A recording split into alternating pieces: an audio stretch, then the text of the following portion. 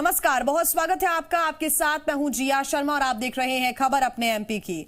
जबलपुर की बात करेंगे सबसे पहले, जहां गैलेक्सी हॉस्पिटल में ऑक्सीजन की कमी के चलते 5 मरीजों की मौत के मामले में कलेक्टर का बयान सामने आया है। कलेक्टर का कहना है कि अस्पताल में ऑक्सीजन की कमी नहीं थी, लेकिन फिर भी मरीजों की मौत हुई है। ऐसे में पूरे मामले की जांच के लिए 4 सदस्यीय कमेटी गठित की गई है और इस कमेटी में 2 एसडीएम, 1 पुलिस अधिकारी और ऑक्सीजन की व्यवस्था संभालने वाले डिप्टी कलेक्टर शामिल हैं। ये कमेटी जो रिपोर्ट सौंपेगी उसी के आधार पर आगे की कार्रवाई की जाएगी।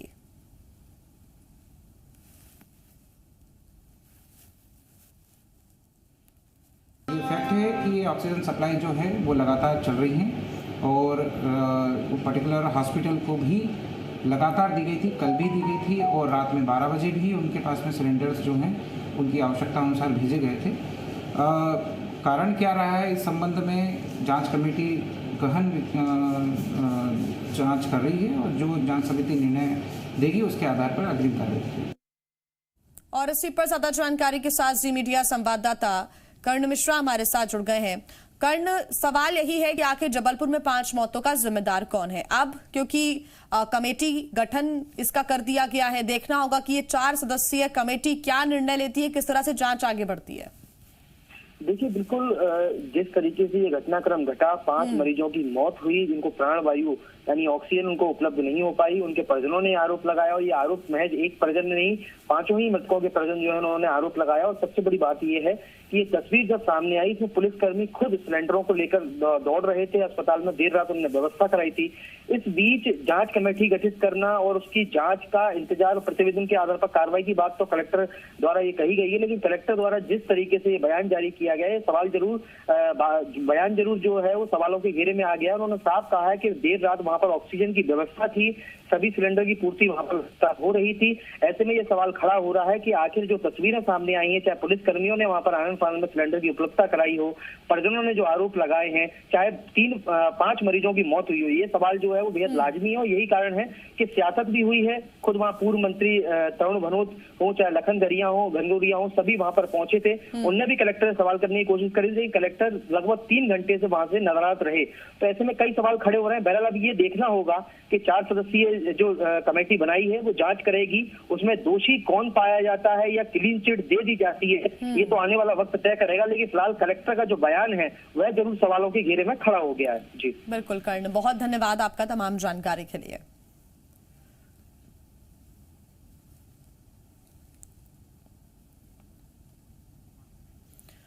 तो जबलपुर में हुई गैलेक्सी अस्पताल में 5 मरीजों की मौत के बाद अब सियासत भी शुरू हो गई है। परिजनों का आरोप है कि मरीजों की मौत ऑक्सीजन की कमी से हुई है। इसी को लेकर कांग्रेस के 3 विधायक गैलेक्सी अस्पताल पहुंचे और प्रबंधन पर रिकॉर्ड बदलने की आशंका व्यक्त की। पूर्व मंत्री तरुण भनोट और लखन घनघोरिया के साथ पहुंचे कांग्रेस विधायक विनय सक्सेना ने मौके पर मौजूद एसडीएम को स्पष्ट निर्देश दिए कि अगर ऑक्सीजन की कमी से हुई मौत का रिकॉर्ड बदला गया तो मुद्दा विधानसभा में उठेगा।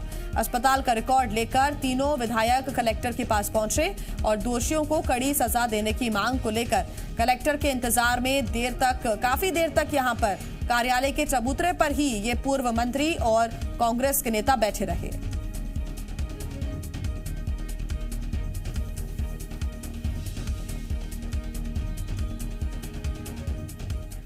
तो जबलपुर के उखरी रोड स्थित गैलेक्सी अस्पताल में 5 मरीजों की मौत हो गई है। परिजनों का यह आरोप है कि ऑक्सीजन की कमी के चलते मरीजों की मौत हुई है, जबकि अस्पताल प्रबंधन इस बात से इनकार कर रहा है। मरीजों की मौत से गुस्साए परिजनों ने हॉस्पिटल में जमकर हंगामा किया। ये सब देख ड्यूटी डॉक्टर और नर्सिंग स्टाफ हॉस्पिटल से भाग गए। मामले की सूचना मिलने के बाद 5 थानों के पुलिस टीम मौके पर पहुंची और हालात संभाले। पुलिस ने आधारताल स्थित ऑक्सीजन प्लांट से आनन फानन में सिलेंडर की व्यवस्था करवाई। आपको बता दें कि गैलेक्सी अस्पताल में 65 कोविड संक्रमित मरीज भर्ती थे। 31 मरीज ऑक्सीजन सपोर्ट पर, जबकि 34 आईसीयू में भर्ती थे। अस्पताल में भर्ती 4 मरीजों की मौत के बाद 10 से ज्यादा ऑक्सीजन सपोर्ट के लिए मरीजों की हालत बिगड़ने लगी। हैरानी की बात यह है कि अस्पताल में ऑक्सीजन का कोई बैकअप नहीं था। परिजनों की शिकायत पर लॉर्डगंज पुलिस ने ऑक्सीजन की कमी के कारण अस्पताल में 5 लोगों की मौत की शिकायत दर्ज कर जांच शुरू की। तो वहीं लापरवाही पर कलेक्टर कर्मवीर शर्मा ने पूरे मामले के लिए जांच के लिए कमेटी गठित कर दी है। एसडीएम शाहिद खान अनुराग तिवारी को जांच सौंपी गई है। जांच रिपोर्ट आने के बाद अधिकारी आगे की कार्रवाई की बात कह रहे हैं। अस्पताल प्रबंधन के साथ प्रशासन के उन कर्मचारियों और अधिकारियों की भी लापरवाही उजागर हुई है जिनके कंधों पर निजी अस्पतालों पर मॉनिटरिंग की जिम्मेदारी है। तो 1.5 घंटे तक यहाँ पे ऑक्सीजन नहीं थी। रात को इसलिए उनको मालूम पड़ गया था, बहुत सारे पुलिस वाले इसलिए इकट्ठे कर गए थे, उनको मालूम हो गया था कि कुछ ना कुछ गड़बड़ हुई है यहाँ पे। कम से कम 150 लोग इस बात के गवाह है। बहुत लोगों के पास में व्हाट्सएप में क्लिप तक मिल जाएंगी आपको यहाँ पे कि कैसे लोग तड़प रहे थे, उनके व्हाट्सएप में क्लिप तक मिल जाएगी। और ये आज की बात नहीं है, 5 दिन पहले भी इनकी ऑक्सीजन खत्म हुई थी और कल भी खत्म हुई थी इनके पास में। 5 पेशेंट जो एडमिट थे कोविड वार्ड में, उनकी डेथ हो गई है और उनके परिजनों ने ये कंप्लेंट की है कि प्रॉपर टाइम पे उसको ऑक्सीजन सिलेंडर का बैकअप नहीं मिला है या ऑक्सीजन की सप्लाई प्रॉपर नहीं हो पाई है।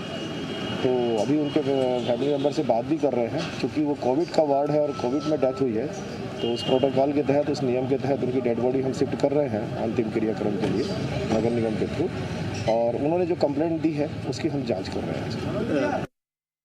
जबलपुर में 5 मरीजों की मौत पर पूर्व मुख्यमंत्री कमलनाथ ने सरकार को घेरा है। कमलनाथ ने एक के बाद एक कई ट्वीट कर राज्य सरकार की व्यवस्थाओं पर सवाल उठाए। कमलनाथ ने ट्वीट में लिखा कि देश में प्रदेश में मेडिकल इमरजेंसी के हालात हैं, ना लोगों को बेड मिल पा रहा है और ना ऑक्सीजन, ना समय पर इलाज और ना ही जीवन रक्षक दवाइयां और इंजेक्शन। आज भी जबलपुर में ऑक्सीजन की कमी से कुछ लोगों की मौत की दुखद खबर सामने आई। कमलनाथ ने कहा कि शिवराज जी, मध्य प्रदेश की जनता ने पिछले 16 वर्षों में आपके कई इस तरह के कार्यक्रम, अभियान, आयोजन देखे हैं। मध्य प्रदेश की जनता उनकी वास्तविकता भी जानती है कि कैसे इन अभियानों, आयोजनों के नाम पर करोड़ों रुपए सरकारी खजाने से लुटाए गए हैं। कमलनाथ ने कहा कि अगर उन पैसों से स्वास्थ्य सेवाएं जुटा ली जाती तो प्रदेश की आज ये स्थिति नहीं होती। कमलनाथ ने कहा कि अभी समय अभियानों, कार्यक्रमों का नहीं है। मेहरबानी करके जनता को गुमराह करने वाले इन कार्यक्रमों, अभियानों और इसके प्रचार प्रसार शुभारंभ के नाम पर लाखों लुटाने से बचिए।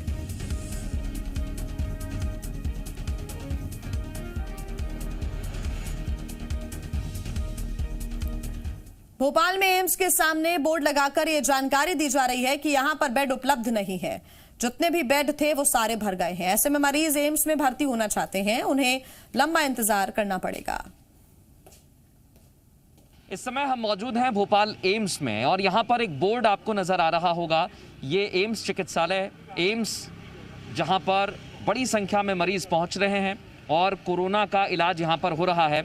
लेकिन अभी की जो तस्वीर सामने आ रही है वो ये बोर्ड बता रहा है कि यहाँ पर बेड फुल हो चुके हैं, यानी मरीज जो हैं वो यहाँ पर अब आएंगे तो उन्हें बेड नहीं मिलेगा। ये जानकारी हम उन मरीजों तक पहुंचाना चाह रहे हैं जो एम्स की तरफ आना चाहते हैं, एम्स में बेड की आस लेकर पहुंच रहे हैं। उनको ये संदेश और जानकारी हम आज यहाँ से देने वाले हैं कि एम्स में अंदर तमाम मरीजों का इलाज चल रहा है, सारे बेड ऑक्यूपाइड हैं, यानी बेड की संख्या अब यहाँ पर खत्म हो गई है, बेड फुल हो चुके हैं, यहाँ पर जगह नहीं है। तो अगर आप एम्स आ रहे हैं इलाज के लिए तो सोचिए यहाँ पर आपको जगह नहीं मिलेगी, कहीं और अपनी व्यवस्था कर लीजिए। कैमरामैन अतुल के साथ मृदुल शर्मा, भोपाल। रीवा की बात करेंगे। यहां से खबर मिल रही है संजय गांधी अस्पताल में बिजली गुल हो गई। दोपहर करीब 1 बजे यहां पर लाइट चली गई। बिजली गुल होने के बाद ऑक्सीजन सप्लाई बाधित हो गई और अस्पताल में मरीज बेहाल हो गए। अफरा तफरी मरीजों के बीच और उनके परिजनों के बीच देखने को मिली। आईसीयू वार्ड से एक मरीज के परिजन ने वीडियो बनाया और इस वीडियो को अब उन्होंने वायरल किया है। दोपहर करीब 1:35 पर वापस बिजली आ गई, लेकिन इस पूरी घटना के बीच मरीजों को काफी दिक्कतें हुई, क्योंकि कई ऐसे मरीज हैं जो कि पूरी तरीके से ऑक्सीजन पर ही निर्भर हैं और जैसे ही बिजली गुल हुई वैसे ही ऑक्सीजन भी बाधित हो गई, जिसकी वजह से अफरा तफरी का माहौल हो गया। कई मरीज तड़पते हुए भी नजर आए। काफी देर बाद यहां पर बिजली वापस आई और मरीजों ने, उनके परिजनों ने राहत की सांस ली। लेकिन सबसे बड़ा सवाल यह है कि इतनी देर तक यहां पर बिजली गुल हो गई, ये जानते हुए भी कि यहां पर इतने जो सीवियर कंडीशन में मरीज हैं वो यहां पर भर्ती हैं। ये वीडियो वायरल हो रहा है। हालांकि जी मीडिया इस वायरल वीडियो की पुष्टि नहीं करता। वहां पर मौजूद किसी मरीज के परिजन ने ये वीडियो बनाया है और उसको वायरल किया है। और ये संजय गांधी अस्पताल की तस्वीरें हैं। रीवा में ये अस्पताल मौजूद है, जहां पर 1 बजे लाइट चली गई और आधे पौन घंटे के बाद यहाँ पर बिजली वापस आती है और उसके बाद वापस से जो सुविधाएं हैं वो दी जाती है। लेकिन इस बीच अगर कोई अनहोनी हो जाती तो इसका जिम्मेदार कौन होता, ये बड़ी बात है। ये देखिए सब मर रहे हैं सब यहाँ पे बगैर ऑक्सीजन के। तो मध्य प्रदेश में ऑक्सीजन के लिए बवाल लगातार मचा हुआ है और व्यवस्थाएं बदहाल हैं। इसी मुद्दे पर आज हम बातचीत करेंगे। जरूर देखिए खास कार्यक्रम आपकी आवाज रात 8 बजे।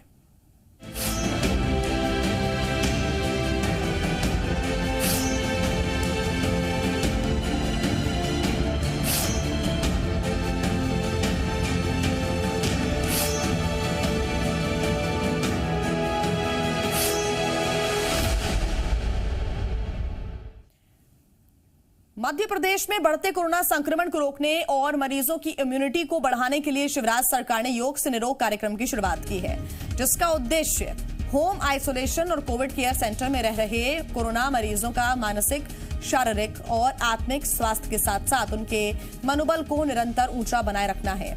इस कार्यक्रम में योग प्रशिक्षित वॉलंटियर्स दिन में 2 बार होम आइसोलेशन में रह रहे मरीजों को वीडियो कॉल या फोन कॉल से ऑनलाइन योग, आसन, ध्यान, प्राणायाम आदि का अभ्यास कराएंगे, जिससे मरीज जल्द स्वस्थ होंगे। यानी दवाई और योग मिलकर कोरोना को हराएंगे।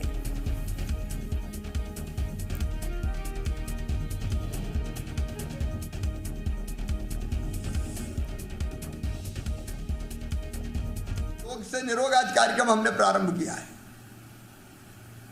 ये योग रामबाण है। प्राणायाम, ध्यान और आसन, मैं रोज प्राणायाम करता हूं। मेरे बेटे को भी कोविड हो गया, वो भी आइसोलेशन में है, लेकिन प्राणायाम, ध्यान, योग कोई फर्क नहीं पड़ा। कोरोना का ठीक हो रहा है। तो योग से निरोग का जो अभियान है उसको भी हमको चलाना पड़ेगा।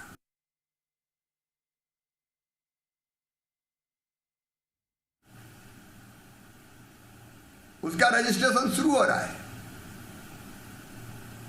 तो उस टीकाकरण में भी आपका सहयोग चाहिए। मध्य प्रदेश में हम फ्री में लगाएंगे, निःशुल्क टीका लगाएंगे।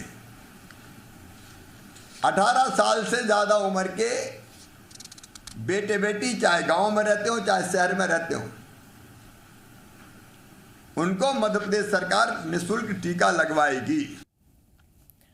और बड़ी खबर छिंदवाड़ा से आपको बता दें, जहां फैक्ट्री में केमिकल ब्लास्ट हो गया। ब्लास्ट की वजह से कई मजदूर घायल हो गए। घायल मजदूरों को नागपुर अस्पताल में भर्ती किया गया है। तो बड़ी खबर इस वक्त आपको बता रही है, छिंदवाड़ा से मिल रही है। फैक्ट्री में केमिकल ब्लास्ट हो गया। ब्लास्ट की वजह से कई मजदूर घायल हो गए जो यहां पर काम कर रहे थे। घायल मजदूरों को नागपुर अस्पताल में भर्ती किया गया है, जहां पर उनका इलाज चल रहा है।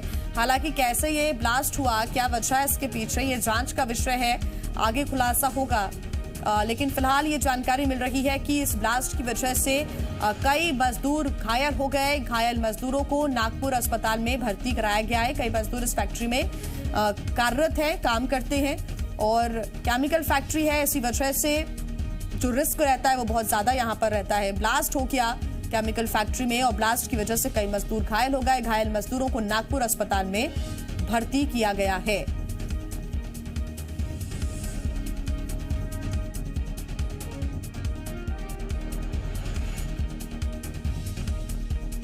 ब्लास्ट हुआ और ब्लास्ट की वजह से कई मजदूर घायल हो गए। घायल मजदूरों को नागपुर अस्पताल में भर्ती किया गया है।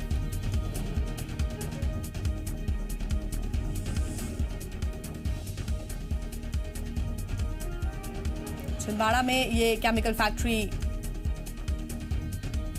स्थित है।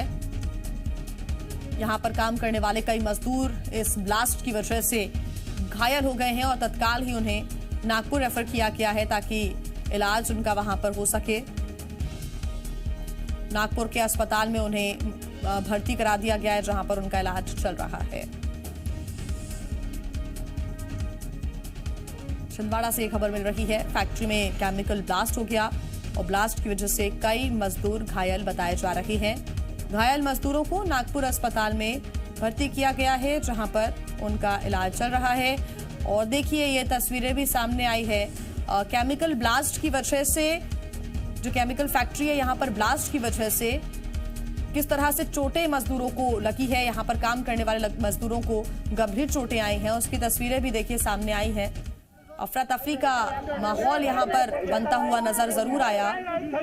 परिजनों का रो रो कर बुरा हाल है। हालांकि बताया जा रहा है कि घायल मजदूरों का इलाज चल रहा है और ये तस्वीरें सामने आई हैं। जगह जगह चोट के निशान भी नजर आ रहे हैं। हालांकि उनका इलाज नागपुर अस्पताल में फिलहाल चल रहा है। एमपी की बात करेंगे, जहां कोरोना संक्रमण लगातार बढ़ रहा है और शासन प्रशासन संक्रमण की चेन तोड़ने की लगातार कोशिश कर रहा है। तो वहीं दूसरी तरफ भोपाल में पीडीएस का राशन बांटने के लिए बायोमेट्रिक मशीन में लोगों के थंब इंप्रेशन लिए जा रहे हैं। बायोमेट्रिक मशीन के इस्तेमाल से कोरोना संक्रमण फैलने का खतरा ज्यादा बढ़ जाता है। लोगों को भी इस बात का पता है, लेकिन राशन के लिए कई लोग अपनी जान जोखिम में डालने को भी मजबूर हैं। तो हर जगह जहां पर टचलेस काम हो रहा है, उसी जगह बायोमेट्रिक मशीन के जरिए थंब इंप्रेशन लिया जा रहा है। और थंब इंप्रेशन मशीन में खतरा ज्यादा बढ़ जाता है संक्रमण के फैलने का, लेकिन यहां पर कोई दूसरी व्यवस्था नहीं की गई। यहां पर लोग पहुंचते हैं और थंब इंप्रेशन लेते हैं, जिस कारण संक्रमण के बढ़ने का जो खतरा है वो ज्यादा देखने को मिलता है। ऐसा तो कुछ नहीं है कि तो सैनिटाइजर करवा के लगवा रहा है, वो तो ऐसा कुछ नहीं है कि तो सभी लोग हाथ धो के और यहाँ पर अपना गैप बना के खड़े होते हैं, तो उससे कोई कोरोना का मामूल नहीं है। कोरोना का मामूल जो आम लोगों की तरफ जा बीमारी बिना अंगूठा लगाए कि हमें राशन मिलना चाहिए, मिलना तो चाहिए। ये तो हमारी सब पहले से आशा है कि बिना अंगूठे की, तो इसमें कभी कभी साइलेंस नेटवर्क नहीं आता है। नेटवर्क के कारण कभी कभी अंकल बोलते हैं कि बेटा खड़े रहो, बिना नेटवर्क के सामान मिले या ना मिले। अब तो सेल्समैन का अंगूठा तो खोल लिया, इनका अंगूठा लेने की हमें आवश्यकता ही नहीं है। जो राशन लेने आ रहे हैं उनके तो आपने अभी तक लगवाया है। इन दो के में सेल्समैन का अंगूठा नहीं था, इसलिए लेना पड़ा। उसके लिए कोई व्यवस्था नहीं है क्योंकि इससे तो और कोरोना फैलेगा। नहीं, अब जैसे बाहर के रीवा का कार्ड आया, उसका तो अंगूठा ही लेना पड़ेगा, और सेल्समैन नहीं करेगा उसके में। बाहर के कार्डों पोर्टेबिलिटी में नहीं है सुविधा। तो कोरोना के मरीजों की सहायता के लिए बीजेपी ने एक कॉल सेंटर की शुरुआत भी की है। इसके जरिए कोरोना के मरीजों को जानकारी मुहैया कराई जा रही है और इसके जरिए मरीजों को अस्पताल के बारे में भी जानकारी दी जा रही है। 2 दिन में इस कॉल सेंटर पर करीब 4000 फोन कॉल आ चुके हैं। इस कॉल सेंटर पर मरीजों की समस्याओं का समाधान करने के लिए स्वास्थ्य विभाग का भी सहयोग लिया जा रहा है। कोरोना काल में सबसे बड़ी समस्या है संवाद की। जी हां, वही संवाद जो मरीजों का डॉक्टर से नहीं हो पाता है। कई मर्तबा आप अस्पताल के बाहर खड़े रहते हैं, लेकिन आपको कोई जानकारी नहीं मिल पाती कि अस्पताल में बेड उपलब्ध है, ऑक्सीजन कितनी मात्रा में है। इसी के लिए कोशिश की है भारतीय जनता पार्टी ने, और इस समय हम मौजूद हैं भारतीय जनता पार्टी के कार्यालय में, जिसको रूप दिया गया है एक कॉल सेंटर का, जो होगा कोविड कॉल सेंटर। ये बोर्ड पर सारी जानकारी उसकी उपलब्ध है। अगर आपको कोई भी जानकारी चाहिए तो उसके लिए आपको सोशल मीडिया पर भी व्हाट्सएप नंबर दिया गया है। आप जहां भी जानकारी लगे इस नंबर पर सेवा के लिए मैसेज कर सकते हैं, संदेश भेज सकते हैं। इसके अलावा आपको कोरोना को लेकर जो भी जानकारी चाहिए, जो भी हेल्प चाहिए, उसके लिए भी आपको हेल्पलाइन नंबर दिया गया है और ये टोल फ्री नंबर है। ये टोल फ्री नंबर रहेगा, इसके आपको जानकारी मिलेगी। और एक कॉल सेंटर नंबर है। जैसे ही आप कॉल सेंटर में फोन करेंगे, आप जिस भी जिले के होंगे, ये जो सिस्टम आप देख रहे हैं, यहाँ पर तमाम जो कर्मी हैं वो इस समय कार्य में जुटे हुए हैं और इसी सिस्टम के तहत काम किया जाएगा। इस सिस्टम के तहत ये कोशिश होगी कि जो भी जिला है, जो भी परेशानी है, वो अगर हेल्पलाइन नंबर पर आएगी तो सीधे आपको यहाँ पर पॉपअप होगी और उसके बाद इस जानकारी को आगे बढ़ा दिया जाएगा। जो संबंधित विभाग है, जो संबंधित व्यक्ति है, उस तक ये संदेश पहुंचेगा और उसके बाद मदद हो सकेगी। तो इस कोरोना के दौर में जब परेशानी सबसे बड़ी संवाद की है, संदेश की है, उसी को देखते हुए ये एक प्रयास किया गया है। इस प्रयास का एक सबसे बड़ा कारण यही है कि जो इंसान है, जो परेशान हो रहा है, उस तक मदद पहुंचे। और सरकार तो लगी हुई है लगातार कोशिशों में। भारतीय जनता पार्टी ने भी एक मदद का हाथ आगे बढ़ाया है ताकि कंधे से कंधा मिलाकर चला जा सके और जो समस्या इस समय हम सब के सामने है उसका निदान हो सके। कैमरामैन अतुल के साथ मृदुल शर्मा, भोपाल। भोपाल में कोरोना गाइडलाइन का पालन न करने पर 2 बैंक सील कर दिए गए। वार्ड नंबर 17 में बैरसिया रोड के कैनरा बैंक और बैंक ऑफ इंडिया में सोशल डिस्टेंसिंग का पालन नहीं किया जा रहा था, जिसको लेकर कलेक्टर के आदेश पर कार्रवाई की गई। कैनरा बैंक को 7 दिन के लिए सील किया गया है, जबकि बैंक ऑफ इंडिया को 3 दिन के लिए सील कर 20,000 रुपए का स्पॉट फाइन भी लगाया गया।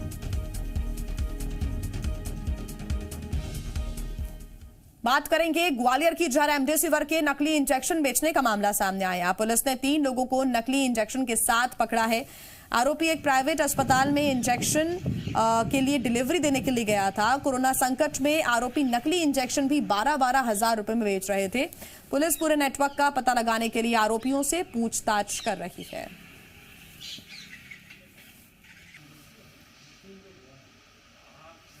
वापिस आया तो इसको पकड़ा। ये 2 रेमडेसिविर इंजेक्शन जब्त हुए हैं और जो आरोपी व्यक्ति है उससे अभी पूछताछ की जा रही है और ये कहाँ से इंजेक्शन लाया, साथ ही इंजेक्शन को जैसा प्रथम दृष्टया मरीज के डॉक्टर ने बताया था कि ये फेक हो सकता है, इस बारे में भी पूछताछ की जा रही है।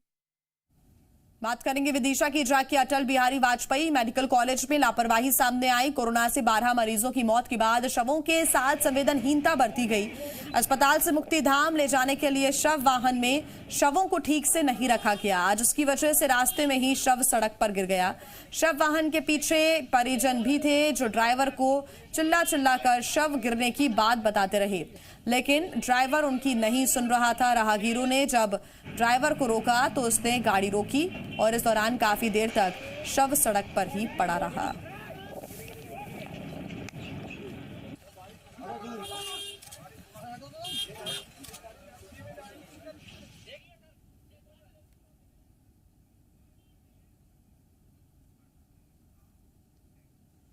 और इसी के साथ इस बुलेटिन में फिलहाल इतना ही।